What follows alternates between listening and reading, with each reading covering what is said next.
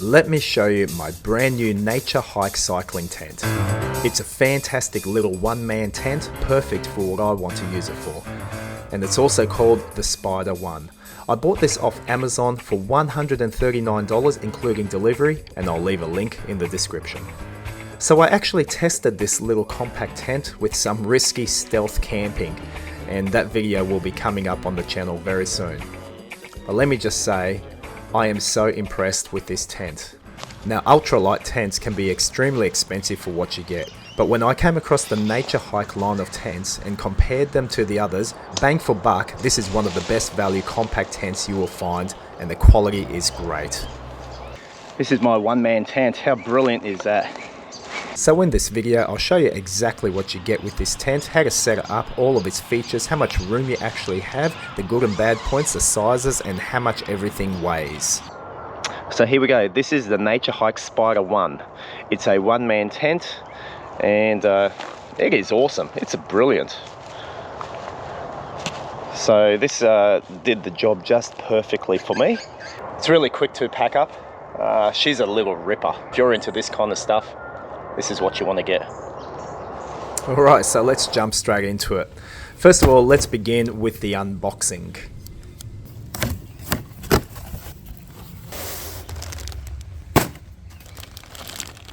Now, as I said, it's also called the Spider One, and that's what's written up on the floor mat.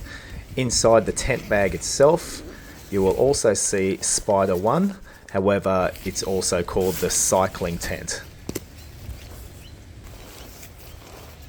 So opening it all up, it feels pretty darn good. Very happy with the quality of the material and all the components that come with it. Here I'll just show you initially the pegs. It comes with some guy rope and 8 aluminium stake pegs. We have the aluminium tent poles, which are very lightweight and well designed.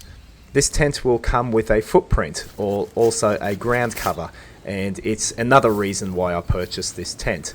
A lot of other tents on the market don't come with a footprint, but this one does, and it'll keep the base of your tent dry. I've actually staked out the floor mat. You don't have to. It's probably better even not to stake it out, because you can shift the whole tent around very easily if you leave it freestanding. The inner tent clips very easily to the aluminium tent poles, and it has 6 points that clip to the frame. This tent has a very breathable design, as you can see.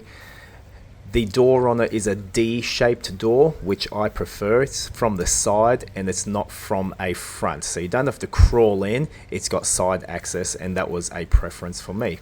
I love the design of this. I think it's great. It works well. The Rainfly material is made of 20D nylon ripstop material, and it guarantees a water resistance of 4,000 millimeters.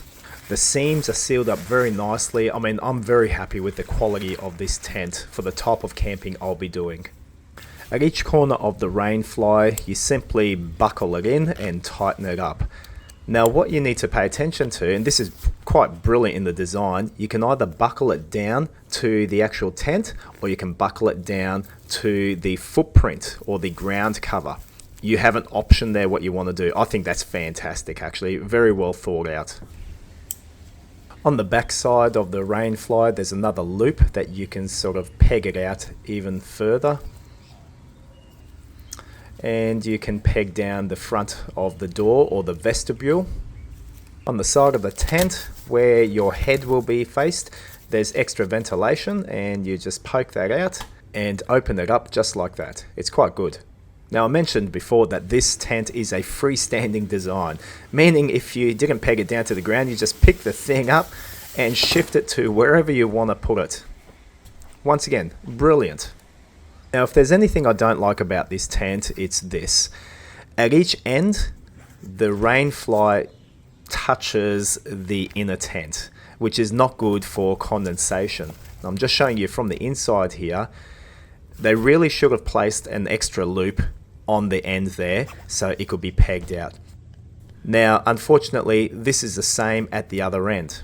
Now, this is by no means a deal breaker. I bought off AliExpress a couple of plastic tarp clips or alligator clips. They will peg onto the edge of the outer Rainfly, and you pull it out and peg it to the ground. Easy. Well, alright, let's actually take a closer look inside. Now the zipper actually slides up and down like butter. It's great. It's got an inner and an outer tassel, so you can pull it from the outside or from the inside. You can open up the doors, one or both of them, and get a great view wherever you set up camp. Open the D-shaped door to enter inside. It's got a bucket design inside the tent. Once you're inside, you simply close down the vestibule, and you'll see I've actually got my bag, my backpack there, and also some hiking boots there. This gives you a bit of an idea how much room you might have. You could also, set up a little kitchen and cook a little cup of coffee or whatever you want in that little space. The D-shaped door simply closes with the buttery smooth zipper, and voila, here you are inside your mobile motel. You'll see it's got a little pouch there, or a pocket at the head end for your phone or whatever you want. There's also a little plastic clip or a hook so you can hang a nightlight. Now let me just show you the measurements. If I was measuring from side to side, it's 950 millimeters wide. From head to toe, we are talking 2050 millimeters in length. But as you can see, I'm showing you, I'm laying inside this tent, and it is actually a spacious tent. Man, if I want, I could actually have someone else sleep beside me. A mate? No. My wife? Yes. This will give you an idea. If I was to sit up just where my head is actually hitting. Now I am 176 centimeters in height. My head hits the tent a little bit, but this is perfectly fine for this one-man style of camping. There's enough room in this tent. I can put my boots if I want, and my stinky smelly socks, and my backpack inside as well if I chose to do so. Not that I would, I'd keep it outside, but you can. Alright, let's get out of this micro mobile motel. I'll open it up. And this is how it's done. Open up your vestibule as well, and let's get back out there into the real world, back into reality. I think I heard the wife calling me, and I've got some chores that need to be doing. So yeah, a brilliant little tent, loads of room, love it. So let's now move into how long it takes to actually pack this little baby up. Not only is this tent fast to set up, but it's also very fast to pack up. I mean, it really didn't take much effort at all.